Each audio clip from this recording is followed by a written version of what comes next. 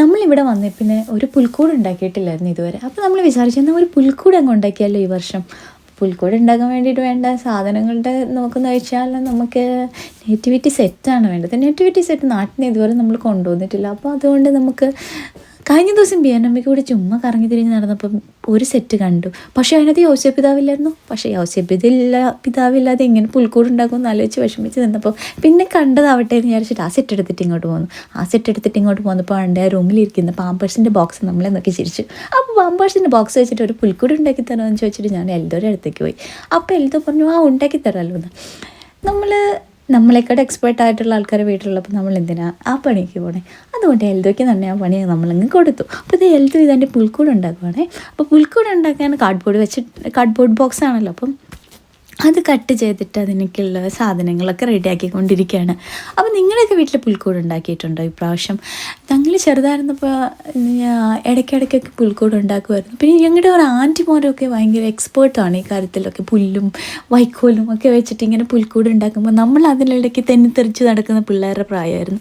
അപ്പോൾ ഒന്നും നമ്മളത്ര ശ്രദ്ധിച്ചില്ല. പിന്നെ നമ്മളെപ്പോഴൊക്കെയോ വലുതായിപ്പോയി. ആ വലുതായി പോയപ്പോൾ നമ്മളീ പഠിക്കാനും പോയിട്ട് അതിലേക്ക് നടന്നു കഴിഞ്ഞപ്പം ഈ പുൽക്കൂടൊന്നും ഉണ്ടാക്കാൻ സമയം കിട്ടില്ല. പിന്നെ ആണെങ്കിൽ ഇവിടെ വന്നു കഴിഞ്ഞപ്പോഴാണെങ്കിൽ ഇവിടെ നമ്മൾ അതിനേക്കാൾ കൂടുതൽ ഇമ്പോർട്ടൻസ് കൊടുക്കുന്നത് നമ്മുടെ ട്രീക്കും അല്ലാത്ത ഡെക്കറേഷൻസും ആണല്ലോ. അപ്പം നമ്മൾ അതിൻ്റെ പുറകെ പോയപ്പോൾ ചുമ്മാ എന്നപ്പോൾ ഇങ്ങനെ യൂട്യൂബിലൊക്കെ കണ്ട് കുറേ ക്രിസ്മസിൻ്റെ പുൽക്കൂടൊക്കെ നാട്ടിലെ കുറേ ക്രിസ്മസ് കറകളൊക്കെ കണ്ടപ്പോൾ മനസ്സിലായി എന്തോ ഒരു ആഗ്രഹം ഒരു പുൽക്കൂട് നമുക്കും ഉണ്ടാക്കാമെന്ന്. അങ്ങനെ ഇരിക്കുമ്പം 2 പേർക്ക് ഓഫ് കിട്ടി. അപ്പം വിചാരിച്ചു എന്നല്ല ഇന്ന് തന്നെ ഒരു പുൽക്കൂട് അങ്ങ് ഉണ്ടാക്കിയേക്കാം, എന്നിട്ടാവും ബാക്കി ക്രിസ്മസ്. അല്ലാതെ പിന്നെ എന്താന്നേ. അപ്പം നമ്മുടെ ക്രിസ്മസിൻ്റെ ആഘോഷങ്ങളെന്ന് വെച്ച് കഴിഞ്ഞാൽ നമ്മളിപ്പം പുറത്തൊക്കെ രാജ്യങ്ങൾ യൂറോപ്യൻ രാജ്യങ്ങളിലോ അല്ലെങ്കിൽ ഏതെങ്കിലും വിദേശ രാജ്യത്തിലൊക്കെ പോയി കഴിഞ്ഞാൽ നിങ്ങൾക്കറിയാമല്ലോ, നമുക്കിപ്പം എല്ലാവർക്കും ഡ്യൂട്ടി ഒന്നും ഒരുപോലെ കിട്ടണമെന്നൊന്നുമില്ല. അപ്പം ഒരാൾ ഡ്യൂട്ടി ആണെങ്കിൽ അടുത്ത ആൾ ക്രിസ്മസിന് ഉണ്ടാവും. അപ്പോൾ ഇങ്ങനെ നമുക്ക് ടൈമൊക്കെ അഡ്ജസ്റ്റ് ചെയ്യാൻ വേണ്ടിയൊക്കെ ഇപ്പോൾ ബുദ്ധിമുട്ടായിരിക്കും. അപ്പോൾ നമ്മുടെ ക്രിസ്മസ് ചിലപ്പോൾ തലേ ദിവസമായിരിക്കും അല്ലെങ്കിൽ പിറ്റേ ദിവസമായിരിക്കും. അങ്ങനെയൊക്കെ ആയിരിക്കും നമ്മൾ ആഘോഷിക്കുന്നത് നമ്മുടെ ഒരു ടൈമൊക്കെ വെച്ചിട്ടേ. അപ്പം ഞങ്ങളുടെ ക്രിസ്മസിലാണെങ്കിൽ ഒരാൾക്ക് ഡ്യൂട്ടി ഉണ്ട്, ഒരാൾക്ക് ഡ്യൂട്ടി ഇല്ല. പക്ഷേ നമ്മളുടെ NHSലാണെങ്കിൽ നമുക്ക് ഡ്യൂട്ടി തരുന്നതെന്ന് വെച്ച് കഴിഞ്ഞാൽ എല്ലാവർക്കും ക്രിസ്മസ് ആഘോഷിക്കാൻ പറ്റുന്ന ഒരു അഡ്ജസ്റ്റ്മെൻറ്റിലൊക്കെ തരുന്നതുകൊണ്ട് ഷിഫ്റ്റൊക്കെ ഹാഫ് ആയിരിക്കും. അപ്പം നമുക്ക് എങ്ങനെയെങ്കിലും ഒരു ക്രിസ്മസിൻ്റെ അന്ന് തന്നെ ഒരു ചെറിയ ഫുഡൊക്കെ കഴിക്കാനുള്ളൊരു ഓപ്പർച്യൂണിറ്റി കിട്ടിക്കൊണ്ടൊക്കെ ആയിരിക്കും. അപ്പം അതാണ് ഇവിടുത്തെ ക്രിസ്മസ് എന്ന് പറയുന്നത്. അപ്പോൾ മെയിനായിട്ട് ഇതിനകത്തുള്ള പണിയെന്ന് വെച്ചാൽ ഇതൊരു 3 മണിക്കൂർ നേരം എടുത്ത പണിയാണ്. പക്ഷെ നമ്മൾ ഈ വീഡിയോയ്ക്ക് വേണ്ടിയിട്ട് ഇത് ഭയങ്കര ഷോർട്ടാക്കി ചെയ്യുന്നതുകൊണ്ടാണ് നിങ്ങളതിൻ്റെ ബുദ്ധിമുട്ടറിയാത്ത. ആക്ച്വലി കുറച്ച് പാടൊക്കെ ഉണ്ട്. ആ വിൻഡോയൊക്കെ ഭയങ്കര ടൈം എടുത്ത് ചെയ്തതാണ്. പിന്നെ ഇതെനിക്ക് കുറച്ച് ഷ്രെഡഡ് പേപ്പർ കിട്ടി ഇന്നലെ. അപ്പോൾ ഞാനതൊക്കെ ഇവിടെ കൊണ്ടുവന്ന് വെച്ചിട്ട് എൻ്റെ സൈഡിൽ നിന്നുള്ളൊരു പാർട്ടിസിപ്പേഷൻ എന്ന് പറഞ്ഞ മാതിരി ഇതൊക്കെ കൊടുക്കുക. ഞാൻ ഇടയ്ക്ക് പോവാൻ ഇടയ്ക്കൊന്ന് കണ്ടിട്ട് വരാം. അങ്ങനെയാണ്. പിന്നെ അങ്ങനെയൊക്കെയാണ് നമ്മുടെ ഈ പുൽക്കൂട് മുന്നോട്ട് പോകണേ. നമ്മളൊക്കെ ഈ ചെറുതായിരിക്കുമ്പോൾ നമ്മൾ ഒരു പ്രൊഫഷണൽ ലൈഫിലേക്ക് കയറുന്നതിന് മുമ്പുള്ള ആ ഒരു സമയത്തൊക്കെയുള്ള അടിച്ചുപൊളിയൊക്കെ ഉള്ളൂ.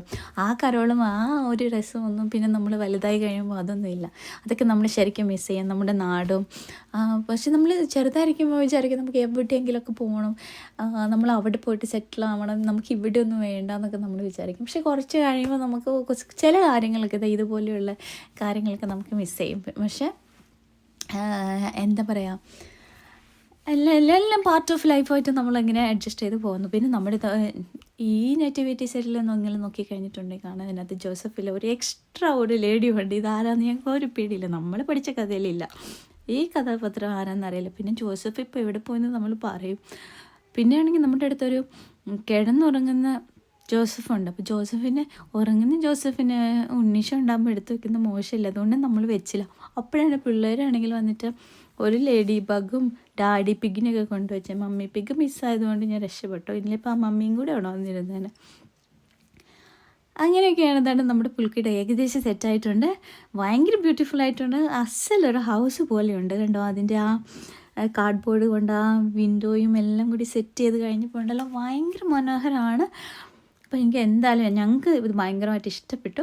അപ്പം നിങ്ങൾക്ക് ഇതുപോലെ ചുമ്മാ ഒരു രസത്തിന് ഇതുപോലെയുള്ള നമ്മുടെ പേപ്പിറ്റാൻ ഉണ്ടായിരുന്നു ബിയാനമ്മയിൽ വാങ്ങിച്ചത്.